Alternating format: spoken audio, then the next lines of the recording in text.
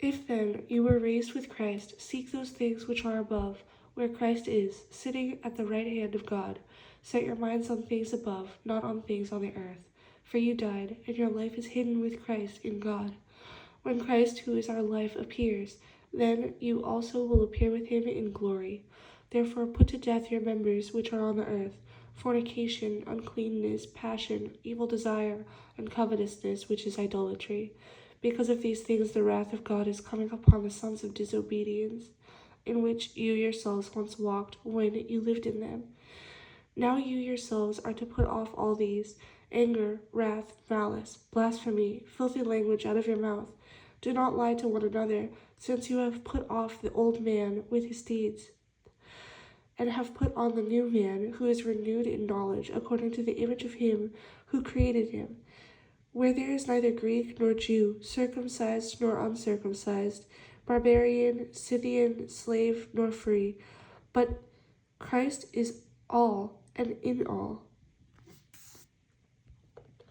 Therefore, as the elect of God, holy and beloved, put on tender mercies, kindness, humility, meekness, long-suffering, bearing with one another, and forgiving one another. If anyone has a complaint against another, even as Christ forgave you, so you also must do.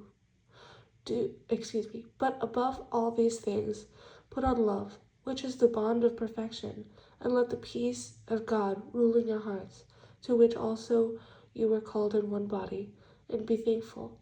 Let the word of Christ dwell in you richly in all wisdom, teaching and admonishing one another in psalms and hymns and spiritual songs, singing with grace in your hearts to the Lord. And whatever you do in word or deed, do all in the name of the Lord Jesus, giving thanks to God the Father through him. Wives, submit to your own husbands, as is fitting to the Lord. Husbands, love your wives, and do not be bitter toward them. Children, obey your parents in all things, for this is well-pleasing to the Lord. Fathers, do not provoke your children, lest they become discouraged. Bondservants, obey in all things your masters according to the flesh, not with eye service as men-pleasers, but in sincerity of heart, fearing God.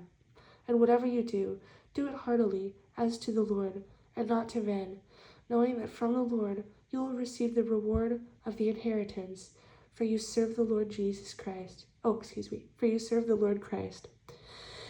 But he who does wrong will be repaid for what he has done, and there is no partiality.